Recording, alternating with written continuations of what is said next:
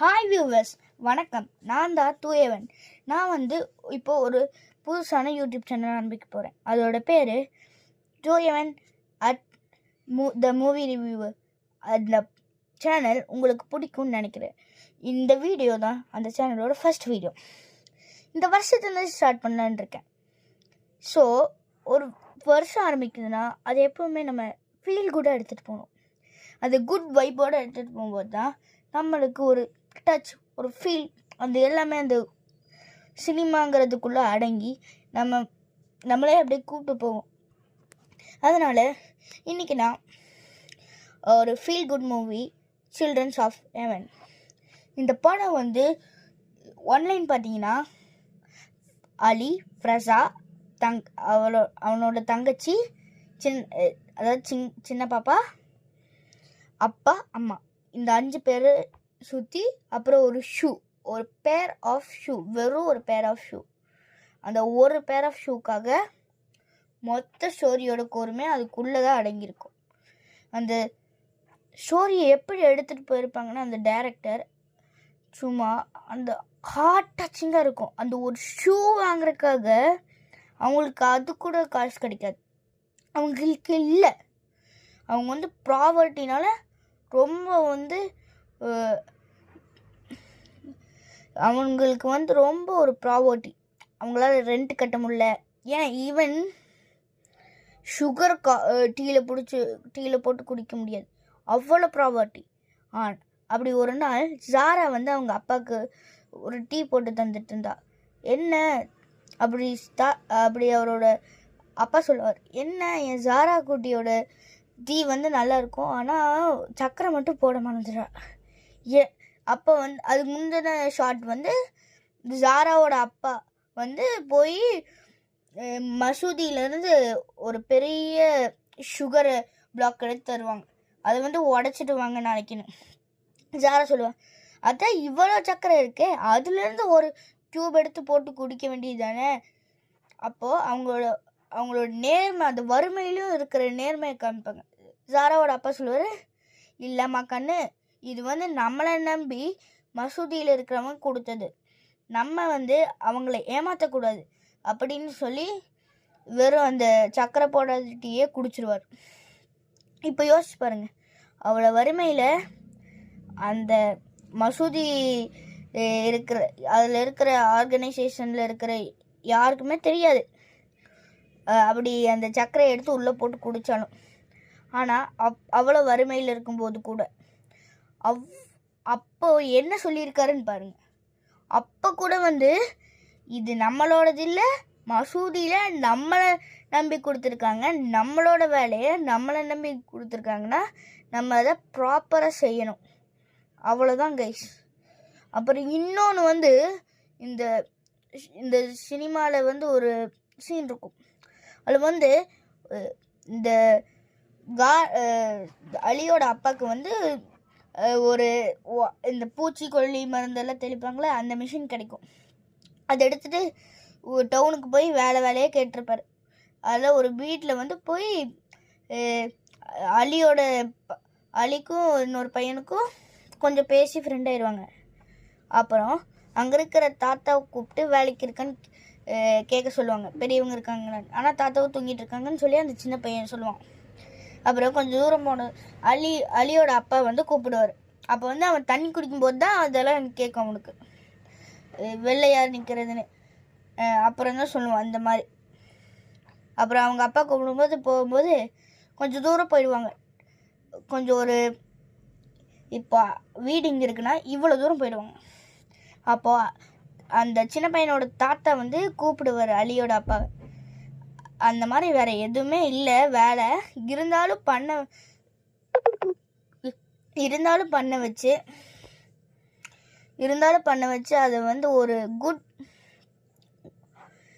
அதை எதுக்கு தான் பண்ண வச்சாருன்னு நீங்களே யோசிக்கிறீங்களே. ஆமாம், அது அவரோட சின்ன பேரன்கிட்ட அலியும் சின்ன பேரனும் விளையாடணும்னு சொல்லி தான் அலியோட அப்பாவுக்கு வேலை தந்திருக்காரு. அலியோட அப்பாவும் மருந்தெல்லாம் தெளிச்சு விட்டு அப்புறம் நிறைய பூலாம் நட்டி வச்சிருக்காரு. அப்போது அவருக்கு வந்து காசு அதிகமாக கிடைக்கிது அலியோட அப்பாவுக்கு வேலை செஞ்சதை விட. அப்போது அந்த தாத்தா அவர் கொடுக்க போவார் மீதி காசை. ஐயா இதில் அதிகமாக இருக்குன்னு, உன்னோட உழைப்புக்கு இது கரெக்டாக தான் இருக்குது அப்படின்னு சொல்லி அந்த தாத்தா தந்துடுவார். அப்போது அவங்களுக்கு எவ்வளோ கனவுகளோடு போயிட்டு இருந்தாங்க. அப்பா வந்து சொல்லுவார், அலியோட அப்பா, நம்ம போய் ஃபஸ்ட்டு உங்கள் 2 பேருக்கும் ஒரு நல்ல ஷூ வாங்கணும், நல்ல காய்கறிகள் வாங்கணும், ரெண்டெல்லாம் கட்டி முடிக்கணும் அப்படின்னு சொல்லுவாங்க. அப்பா வாரம் இங்கே வரும். அப்புறம் அலியோட அப்பா சொல்லுவாங்க, அப்புறம் வாரம் வருவோம், எல்லா வாரம் இந்த நாளைக்கு வருவோம். அப்போ தான் வந்து நம்மளால் இதை வந்து நம்மளோட குடும்ப சூழ்நிலை கடத்த முடியும். இவ்வளோ கனவுகளோட இவ்வளோ ஜாலியாக இருந்தால் டக்குன்னு ஒரு பிரேக் அடித்து கெட்ட விஷயம் வாழ்க்கையில் வரும்ல, அந்த மாதிரி தான். இப்போது அலியோட அப்பாவும் வேகமாக போயிட்டு இருந்த நல்லா சைக்கிள் பெடல் பண்ணிட்டு போயிட்டு இருக்கும்போது முன்னாடி வந்து ஒரு ஸ்லோப், பெரிய நல்ல ஒரு செங்குத்தான ஸ்லோப்பில் ஓட்டிகிட்டு போயிட்டு இருந்தாங்க. அவங்களுக்கு வந்து பிரேக் வந்து அந்த டைமில் சைக்கிளில் பிடிக்கல. அப்படியே போய் சைக்கிள் வந்து ரிப்பேர் ஆகிடுச்சு. அப்புறம் அவங்களுக்கும் சின்ன காயங்களோடு தப்பிச்சிட்டாங்க. இப்போது அவங்களோட ஹாஸ்பிட்டல் செலவுக்கும் மற்றும் அவங்களோட சைக்கிள் ரிப்பேர் பண்ணுறதுக்குமே அந்த காசுலாம் போயிடுச்சு. அப்போ யோசிச்சு பாருங்கள், அந்த செகண்டில் எப்படி மாறி இருக்கும் அவங்களோட லைஃப். இவ்வளோ கனவுகளோடு இவ்வளோ ஜாலியாக வந்துட்டு இருந்தவங்க பட் அவ்வளோதான். அவங்களோட லட்சியம், காசு, பணம் எல்லாம் ஒரு செகண்ட்குள்ளே கரைஞ்சிரும். அது ஒரு எமோஷ்னலான சீனாக இருக்கும். ஃபைனல் கிளைமேக்ஸ், அந்த கிளைமேக்ஸ்லாம் இருக்கிறதே அந்த கோல்டஸ்ட். அந்த சீனுக்காக தான் நான் எனக்கு தெரிஞ்சு அந்த ஆஸ்கர் நாமினியாக அந்த சில்ட்ரன்ஸ் ஆஃப் தி ஹெவன் எடுத்திருப்பாங்க.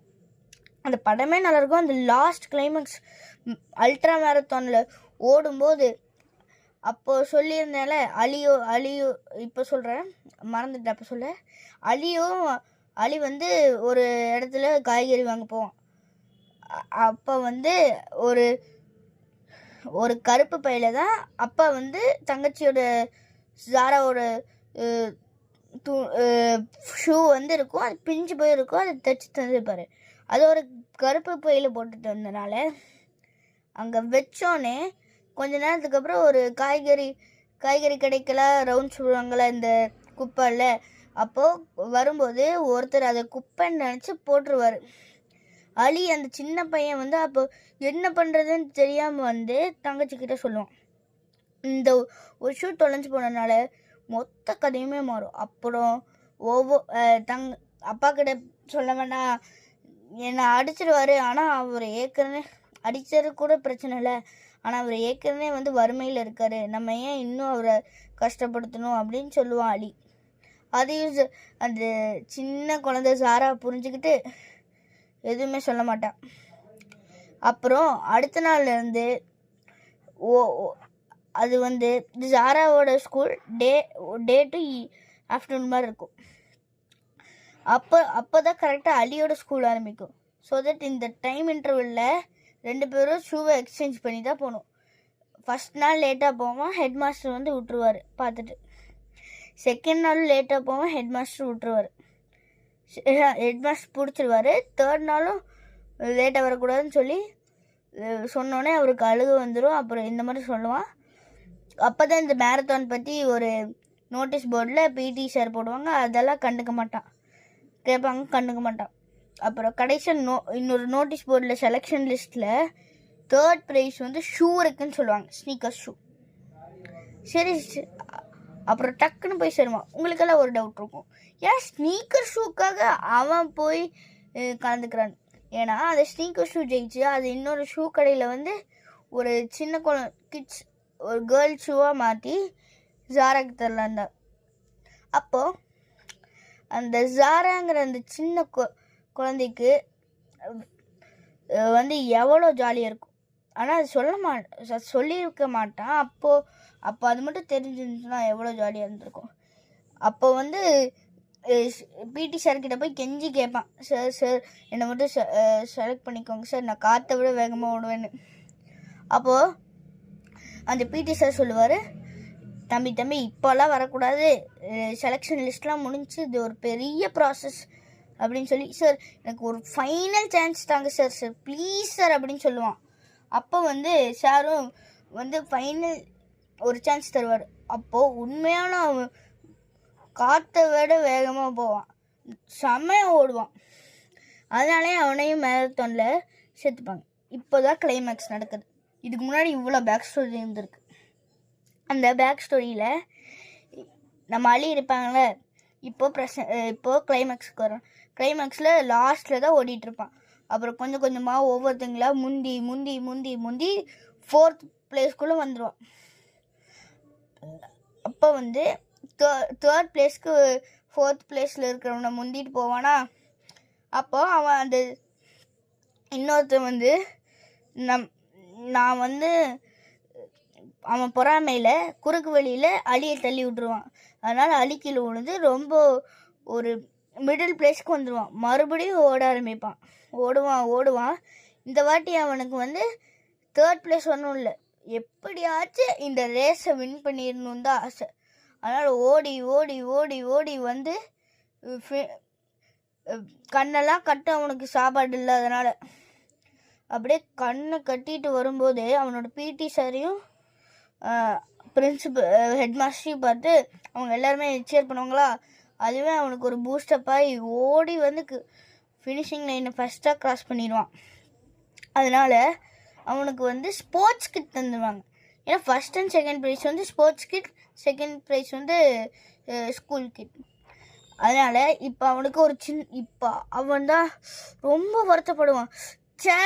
நம்ம 3rd பிளேஸ் தானே வரும், ஏன் ஃபஸ்ட் பிளேஸ் வந்தோன்னு சொல்லி ரொம்ப ஒரு மாதிரி அழுகிற மாதிரி போவான். ஆனால் மற்றவங்களாம் பாராட்டுவாங்க, மெடல்லாம் தந்து ஃபோட்டோலாம் எடுப்பாங்க. ஃபோட்டோ கூட ஒழுங்காக போஸ்ட் தர முடியாத அளவுக்கு தலை குமிஞ்சு அழுதுருப்பான். அப்போ நம்ம நினைப்போம், என்னடா அவ்வளோதானா கிடைக்காதான்னு. அவனும் போய் சாரா கிட்ட சொல்லுவா, எனக்கு கிடைக்கல சாரா ஷூ அப்படின்னு, நான் ஃபஸ்ட் பிளேஸ் 3rd பிளேஸ்க்குள்ள. அப்புறம் சின்ன குழந்தை அழுகும். அதனால சாரா போய் பார்த்துப்பா. அப்புறம் அங்கேயே சீனை கட் பண்ணுறாங்க. இப்போது அலியோட அப்பாவுக்கு காமிக்கிறாங்க. அந்த சைக்கிளில் நிறைய காய்கறியை டம்ப் பண்ணி அப்படியே பின்னாடி பார்த்தீங்கன்னா 2 பேர் ஆஃப் ஷூ, அதாவது ஒரு ஸ்னீக்கர்ஸ், ஒரு கேர்ள்ஸ் ஷூ, ஒரு pair of girls shoe sneakers. அப்போ அவங்களுக்கு அது தெரியாது. அப்போ அவ்வளோ அழுதுருப்பாங்க. அதோட இந்த படம் முடியுது கைஸ். ஆனால் நம்மளுக்கு ஒரு சின்ன வருத்தம் தான், இந்த டைரக்டர் ஏன் கடைசியில் அந்த ஆனந்தத்தை நம்மளுக்கு தரலன்னு எனக்கு ஒரு வருத்தம். உங்களோட ஒப்பீனியன் வேறு மாதிரி இருக்கும், அது எனக்கு தெரியாது. அதனால் எனக்கு நீங்கள் சொல்லுங்கள், நீங்களே கமெண்ட்ஸில் சொல்லுங்கள், அவங்கக்கிட்ட சேர்ந்துருந்தா உங்களுக்கு எவ்வளோ அளவு பிடிச்சிருக்கும். ஐ திங்க் இதனால தான் இப்படி ஒரு ஃபீல் குட்டான எமோஷ்னலான டச் உள்ள படத்தினால தான் அது ஆஸ்கர் நாமினியாக போயிருக்கு 1979. Okay guys, bye guys. இன்னொரு நல்ல வீடியோவில் நம்ம இன்னொரு ரிவ்யூவை பார்த்துடலாம். அதை இன்றைக்கே சொல்லிடுறேன். அடுத்த மூவி பேர் டோகோ.